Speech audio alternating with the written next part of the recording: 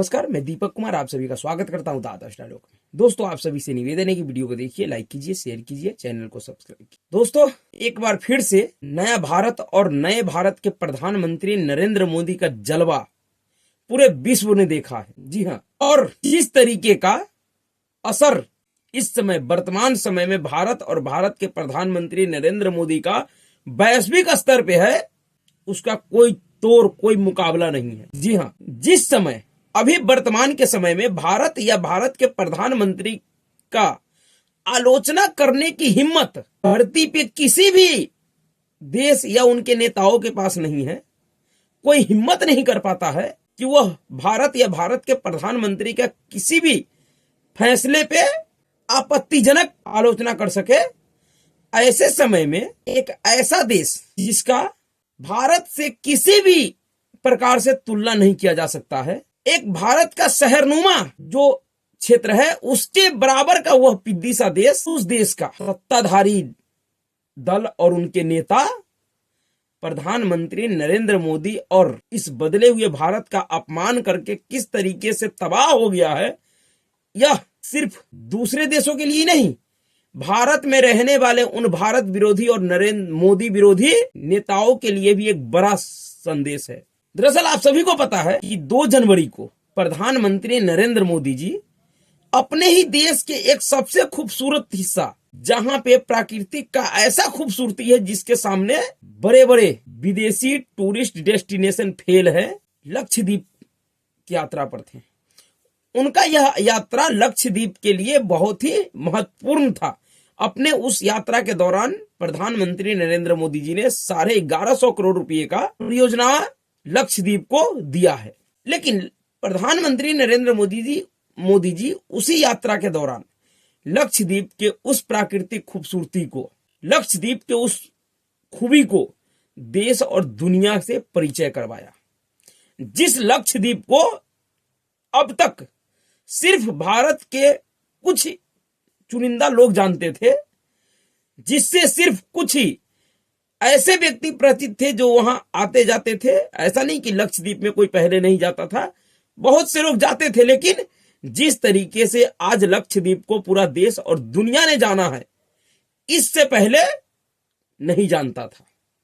लेकिन प्रधानमंत्री नरेंद्र मोदी जी का यह प्रयास इतना सफल रहा कि प्रधानमंत्री नरेंद्र मोदी जी ने एक यात्रा से कई एक सारे मैसेज दे दिए और उनका हर एक मैसेज कामयाब रहा है और उसका असर दिख रहा है कि किस तरीके से वो कहावत है ना, न पिद्दी का सुरमा, वह मालदीप जिसका हैसियत भारत के सामने कौड़ियों का नहीं है। भारत के एक किसी भी छोटे से शहर में जितनी जनसंख्या है, उतना जनसंख्या लेकर एक टापू में बसा हुआ देश मालदीव बना हुआ है, और जो कि भारत और मालदीव का रिश्ता पिछले समय में बहुत अच्छा रहा है, बहुत ही घनिष्ठ मित्रता रहा है। कभी भी भारत मालदीव के खिलाफ या मालदीव भारत के खिलाफ इस तरीके का कोई काम नहीं किया था। लेकिन पिछले कुछ समयों से, जब से मालदीव में नया सरकार आया है मोहम्मद मुइजू का, जो कि प्रो चाइना और कट्टर इस्लामिक सोच रखने वाले लोग हैं, उन्होंने अपना सरकार ही बनाया था भारत विरोध में। जब वह चुनाव लड़ रहे थे मोहम्मद मुइजू जी और उनके पार्टी पीपीएम, उनका नारा था आउट इंडिया का मालदीव से। और जैसे वो सरकार मालदीव चुनाव में जैसे वो सत्ता में आए मोहम्मद मुइजू, तभी से वह भारत के खिलाफ एक के बाद एक कार्रवाई करते ही जा रहा था। दरअसल मोहम्मद मुइजू को, जो कि प्रो चाइनीज समझे जाते हैं, चाइना से अधिक प्रभावित है, उनको चाइना ने शायद समझा दिया था कि तुम भारत का विरोध करो तो हम तुम्हारा सहायता करेंगे। इस मोहम्मद मुइजू साहब को शायद विदेश नीति की कितनी जानकारी है वो मुझे नहीं पता, लेकिन इनको कम से कम इतना समझना चाहिए था कि जो चाइना खुद ही इस समय मोदी भक्ति और भारत भक्ति में लगा हुआ है, भारत भजन और मोदी भजन में लगा हुआ है, जिस चाइना का सरकारी अखबार मोदी और भारत का प्रशंसा कर रहा है, हम उस चाइना के बातों में आकर उस भारत से दुश्मनी कर रहे हैं जिसने हर एक गंभीर परिस्थिति में हमारा सहायता किया है। मालदीव के आजादी से लेकर अब तक कोरोना संकट तक, जिस संकट के समय पूरा दुनिया ओहापोह की स्थिति में था, पूरी दुनिया के पास कोई रास्ता नहीं था। ऐसे विकट संकट में भी भारत ने मालदीव को फ्री वैक्सीन दिया। आज वह और उसके नेता और उसके कुछ मंत्री व्यर्थ में बिना किसी कारण के, एक तो होता कि कोई कारण होता, प्रधानमंत्री नरेंद्र मोदी जी लक्षद्वीप की यात्रा के समय मालदीव के खिलाफ कोई बयान नहीं दिया था।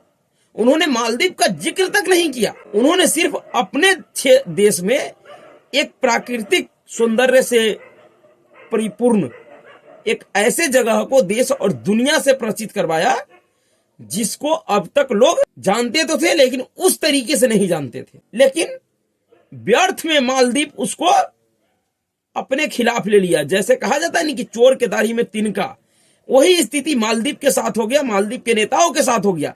क्योंकि जो वर्तमान सत्ता है मालदीव का, मोइजू साहब का, वह भारत विरोध में ही बना है। तो उनको लगा कि शायद प्रधानमंत्री नरेंद्र मोदी जी का यह जो लक्षद्वीप का यात्रा है, उनका जो इस तरीके से लक्षद्वीप के लिए पूरे विश्व जगत को जो निमंत्रण है वह मालदीव के विरोध में है। और यह सोचकर उसने, क्योंकि भारत विरोध पे तो वो सत्ता पाए हैं, भारत विरोधी मानसिकता है उनकी, तो उसने भारत के खिलाफ और प्रधानमंत्री नरेंद्र मोदी के खिलाफ उनके 3 मंत्री, जिसमें मरियम सिउना, मालसा शरीफ और अब्दुल्ला महजूम माजिद, ये तीनों ही इस मोइजू सरकार के मंत्री हैं। और ये तीनों ही लोगों ने भारत के खिलाफ और प्रधानमंत्री नरेंद्र मोदी के खिलाफ अभद्र टिप्पणी करना शुरू कर दिया। ये एक तरीके से भारत को नीचा दिखाना शुरू कर दिया। इन लोगों को कम से कम इतना तो समझना चाहिए कि यह सरकार का हिस्सा है, संवैधानिक पद पे बैठा हुआ है। इनका कोई भी टिप्पणी 2 देशों के संबंध पे गहरा प्रभाव डालेगा। लेकिन क्योंकि इनका कट्टर मानसिक है, ये मानसिक रूप से ये सब कट्टर है, इन्होंने भारत विरोध पे ही सत्ता पाया है, इसलिए इनको लगा कि हम भारत को और भारत के प्रधानमंत्री को कुछ भी कह देंगे और इसका कोई प्रभाव नहीं होगा। इन मंत्रियों को जो सैलरी मिलेगा उसमें भी एक बड़ा हिस्सा भारतीयों का देन है। यानी कि भारत के ही पैसे पे तुम अपना पेट पालते हो, भारत के ही पैसे से तुम्हारा परिवार चलता है और तुम भारत को ही गाली दोगे। भारत के प्रधानमंत्री को, जिस प्रधानमंत्री के ऊपर एक छोटा मोटा भी तीखा टिप्पणी करने का हैसियत इस समय विश्व के बड़े बड़े नेताओं के पास नहीं है, उस प्रधानमंत्री को और उस भारत देश को तुम पिद्दी न पिद्दी के सूरमा इस तरीके का टिप्पणी करोगे, भारत के आत्मसम्मान पे आघात पहुंचाओगे। इन मंत्रियों के बयान के बाद जिस तरीके का रिएक्शन हुआ है भारत में, जिस तरीके से भारतीयों ने इस मालदीव और मालदीव के इस मोइजू सरकार को करारा तमाचा मारा है, इनको इनकी हैसियत दिखाया है, तब जाकर इनको समझ में आया कि इन्होंने एक ऐसा भूल कर दिया जो इनको नहीं करना चाहिए था और उसका असर दिखा है। दरअसल भारत का जो प्रतिक्रिया था, भारत ने जिस तरीके से रिएक्ट किया है मालदीव के व्यवहार के ऊपर, उससे घबरा कर मालदीव ने अपने इन तीनों ही मंत्रियों को बर्खास्त कर दिया है, निलंबित कर दिया है सरकार से। यह बताता है कि इस समय वैश्विक स्तर पे भारत और भारत के प्रधानमंत्री का हैसियत क्या है। और सिर्फ यह इतना ही नहीं हुआ है, मालदीव के इन बरबोले नेताओं के बरबोलेपन के कारण जिस तरीके से भारतीयों ने अपना रिएक्शन दिया है, अपना ओपिनियन दिया है, वो बड़ा ही खतरनाक है मालदीव के भविष्य के लिए। दरअसल भारतीय मालदीव में जो बड़ा आय का स्रोत है वह है पर्यटन, और उस पर्यटन में पूरे विश्व से जितने पर्यटक मालदीव में जाते हैं उसमें से लगभग 30%, उससे भी अधिक भारतीय जाते हैं। एक भारतीय एक साल में भारत से जाने वाले पर्यटकों की संख्या लगभग कम से कम भी तो 2 लाख है। अगर एक व्यक्ति 1 लाख रुपया अगर खर्च करता है तो 2 लाख व्यक्तियों का 1 लाख से आप मल्टीप्लाई कीजिए, आपको समझ में आ जाएगी कि भारतीय मालदीव को हर साल कितना मोटा रकम देता है। और वह मालदीव भारत और भारत के प्रधानमंत्री को गाली दे रहा है, सिर्फ किस लिए? क्योंकि उसको चाइना के साथ दोस्ती दिखाना है। उस मालदीव के लिए सबसे बुरी खबर जो है वो यह है कि इस पूरे विवाद के बाद 10,000 यानी 10,500 होटल के कमरे कैंसिल कर दिए, बुक कमरे। मालदीव में जिन भारतीय पर्यटकों ने कमरा बुक करा रखा था अगले ट्रिप के लिए, उन्होंने अपना बुकिंग कैंसिल करा दिया है। और सिर्फ इतना ही नहीं, 5500 से अधिक फ्लाइट टिकटें कैंसिल हुआ है। यह कितना भारी पड़ा है मालदीव के ऊपर, यह मालदीव को समझ में आ गया। ऐसा नहीं कि मालदीव के लोग भी भारत विरोधी है, ऐसा नहीं है। मालदीव के पूर्व राष्ट्रपति इब्राहिम मोहम्मद सोहेल ने अपने ही सरकार के खिलाफ एक तरह से मोर्चा खोल रखा है, कड़ी प्रतिक्रिया दिया है कि जिस तरीके से भारत और मालदीव का बरसों पुराना घनिष्ठ संबंध है और इसके ऊपर जैसा वर्तमान का मालदीव सरकार और उनके मंत्री व्यवहार कर रहे हैं भारत के लिए, भारत के प्रधानमंत्री के लिए, जिसका मुकाबला विश्व का कोई नेता नहीं कर पा रहा है, ऐसे व्यक्ति के लिए जिस तरीके का भाषा का प्रयोग कर रही है वर्तमान मौजूद सरकार के मंत्री, यह दुर्भाग्यपूर्ण है। उन्होंने इसको शॉकिंग बताया है, हेटफुल बताया, क्योंकि उनको पता है कि भारत का मालदीव के लिए क्या उपयोगिता है। तो मालदीव सरकार का यह कार्रवाई यह स्पष्ट करता है कि मालदीव इस समय पूरी तरीके से भारत के सामने नतमस्तक है। लेकिन मालदीव को तो समझ में आ गया कि भारत विरोध और प्रधानमंत्री नरेंद्र मोदी का विरोध, मालदीव को तो समझ में आ गया कि भारत और भारत के प्रधानमंत्री का विरोध का परिणाम क्या होता है। लेकिन अपने ही देश के सबसे पुरानी पार्टी कांग्रेस और उनके नेताओं को समझ में कब आएगा, क्योंकि मालदीव यात्रा के ऊपर सिर्फ लक्षद्वीप यात्रा के ऊपर सिर्फ मालदीव के इन मंत्रियों ने ही सवाल नहीं उठाया, नरेंद्र मोदी को भला बुरा नहीं कहा।